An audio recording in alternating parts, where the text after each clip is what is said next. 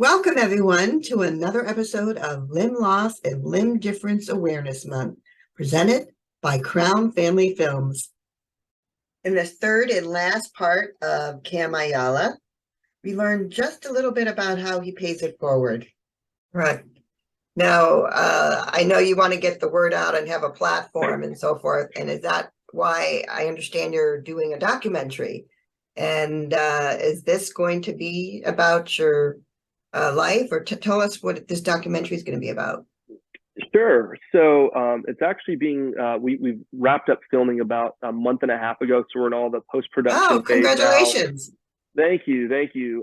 We basically started filming 2 months prior to my amputation surgery, so you really get to see, and I won't give away too much, but you really get to experience, what I was feeling leading up to the surgery. We even filmed morning of surgery and the morning after surgery, where I looked down at my residual limb for the first time. And oftentimes when a documentary takes place, there's like a central person or a central character or theme that everyone's like focused on. And I want this more so to be a firsthand I guess voyage of what someone goes through when they go through limb loss or limb difference. And I'm a person of faith, and I talk about my relationship with God quite extensively, because for me, part of my recovery is actually growing stronger in my faith in God. And so my church is actually the one who funded the whole documentary. We have a production company called Maybe God Productions, and we're a non-denominational church. So really, I think the overlying message that I want people to get from it is, just because God puts you in a tough season of life, whether it's dealing with a sickness or a major surgery or depression, that in those moments or those seasons of your life where you feel you're kind of at rock bottom, you can always, look to God to get through that. And you're never, ever truly alone, even though you may feel like it, or you may not have close friends and family around to support you. My personal belief is that if you have a relationship with God, he can help not only heal you emotionally and spiritually, but get you in a much better place where you can then pay it forward and help other people who may be going through similar struggles or tribulations in their lives.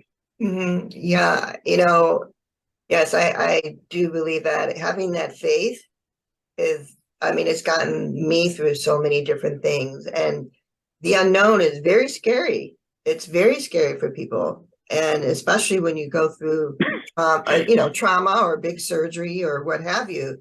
Having faith and knowing that it's going to be okay, and you have to be comfortable in not knowing. That's the skill that can be created over time, I find, is be comfortable in not knowing. And then that's what faith is, right? yes, and then everything will fall into place. Maybe you'll have to make a tweak or two, but I'm glad that you feel strongly about that, and that's helped you, obviously. And I was just going to show you here. So this was one of the most recent tattoos I got. You may not be able to see it, but it says right here, it says faith over fear, and it has my little amputee symbol there. Oh, wow.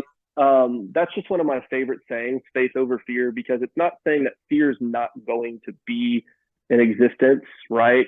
But when you have a surplus of faith, then typically you'll have a deficit of fear, and vice versa. If you're super afraid all the time, then it's like, well, where's the faith in that? You have to not only think, but you have to believe and know that God's going to take care of you, regardless of how dark the storm may be in your life.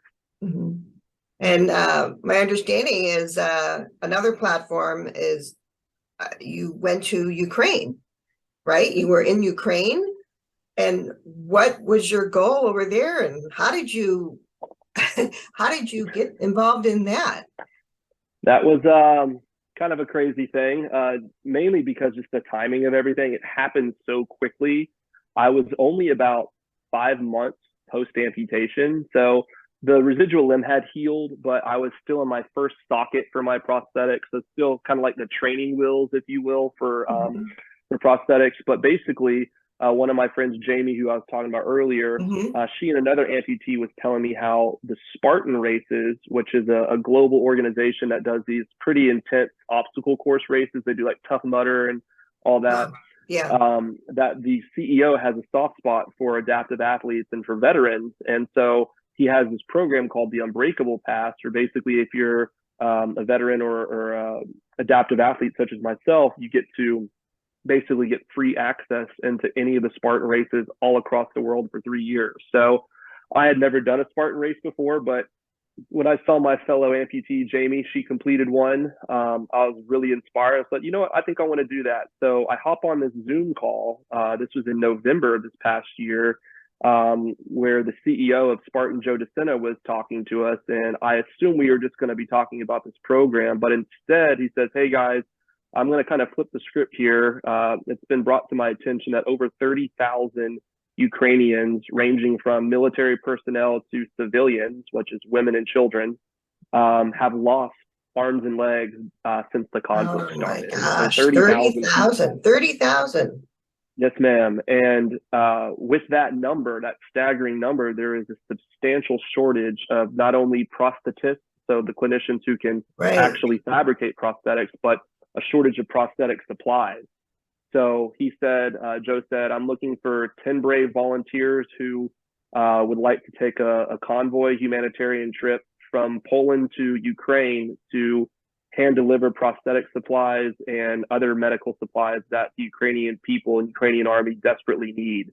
So he had two pretty substantial financial backers, and he was able to procure 50 vehicles from Great Britain. And so we flew into Poland and drove 14 hours to the Ukrainian border, and then another 14 hours to the Ukrainian army base, and hand delivered these supplies in this past December.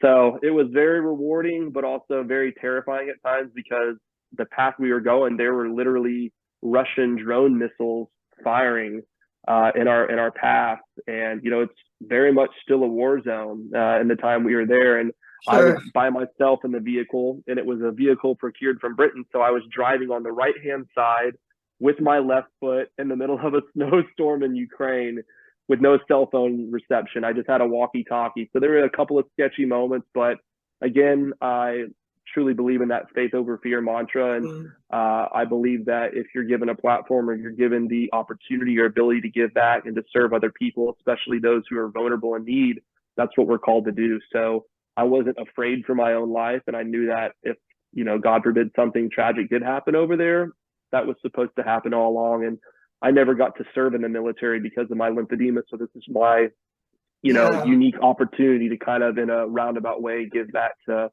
the Ukrainian army, but ultimately to the Ukrainian civilians who were in desperate need of our supplies that we brought them. And when you came back, I mean, did you feel like something changed within yourself because you did this mission, so to speak? Yeah, I mean, it wasn't like I had this huge cathartic experience per se, but what it did is it really did make me that much more appreciative to be an American. I think or not you, but most people in Mhm. America who haven't served, or who haven't gone overseas, or who haven't experienced a war-torn country firsthand, that having that perspective really did give me a new appreciation for this country and for those who fought and died for us.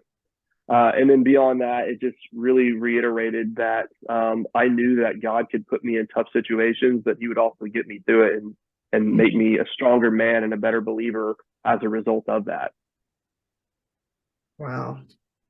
Um, are there any questions that you wish people would ask you that haven't been answered yet? There's something more about Cam that you want people to ask and you just haven't been asked.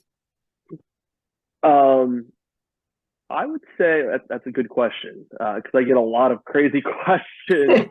So the question is, what question do I wish people would ask me? Um, this is such a basic question, um, but people don't really ask it enough. Um, I just want people to ask me, "Hey, Cam, are you doing okay?" Mm. And I know that's so vague, but when you're going through limb loss or any other type of trauma, whether you have PTSD or sickness or any other mental health ailments, like, I feel like we just need to check in on one another. And when my close friends, like the ones who truly know me, it just means so much to me when I get a text from a friend that's like, Cam, hey, how you doing, man? Like, not just say, hey, what's going on, but like, how are you doing? How are you feeling? And you hear this quite a bit. It's okay to not be okay, and there's going to be moments in the journey where you're not okay.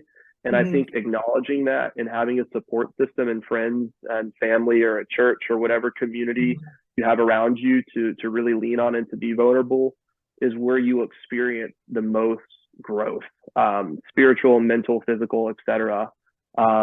So I guess another question besides, are you doing okay would be, um, is there anything I can do to help you? Like truly, because for me, I'm a pretty stubborn guy at times, and really since having this, life-changing transformation of, now living by myself for the first time. Like when I first had the amputation, I lived with my best friend. We had a two-bedroom together, and 3 months after the surgery, our lease had ended, and so I knew it was time for me to kind of just break out and live on my own, just to kind of prove that I could do it. Um, and I'm pretty handy around my place, and I can handle most situations. But like for example, when I just got back from a basketball tournament this weekend, I couldn't push my wheelchair and my big suitcase. So I, you know, have two amazing parents, and they're still around, and they live in Houston, and so they asked, hey, is there anything we can do to help? And I said, yeah, can you please pick me up from the airport? I need help with my bags. And that may seem like it's a pretty minuscule thing, but for people like me who are pretty stubborn and independent, Sure. um, help is appreciated, even if we don't take you up on it. So just if you have a loved one or someone in your inner circles that's going through limb loss or limb difference, please don't hesitate to reach out, check in on them, see how their mental health's doing, but then also see anything you can do to help them. It doesn't mean that they can't do it themselves, but sometimes there's just things that we do need that help. And because I don't have a wife or a girlfriend or anyone living with me, there's times where I do need that help. And I think the quicker that I acknowledge that, I didn't feel insufficient, but I just honestly felt more gratitude and felt more blessed knowing that I do have access to such a supportive friend, family, and church community who's willing to drop anything out of hat to help me out when they know that I truly need it. Okay. What is your next adventure, your next goal? What's next for Cam? I have Mhm. always loved to write, and I'm a pretty avid journaler, and even if it's just reading my daily devotional and writing my responses to that, I can't give away too much, but That's fine. there is a book in the works, and I hope that once I complete that project and collaborate with other amputees in my community, that we can really help break the stigma and just be another resource for other limb loss or amputees who are new to the community, or like I was saying earlier, may have been in the community for a while and just didn't feel that love or support until now. And quick little plug here. Me and James Dixon, we have our little podcast that we do called Oh, Above and Below. So that's yes. I'm the above Oh, I and like he's the that. below because he's the below knee. But it's also our head nod to like heaven and hell, and our little firm believers that what we do echoes in eternity. So again, this kind of goes to that whole notion of paying it forward and serve others in need, and the rest will take care of itself. Oh, well, thank you. I really appreciate it, Cam. I appreciate you spending some time and sharing some things. I learned some things today. And I'm still learning, and I appreciate it. So hey, you reach out if there's anything that I can do for you.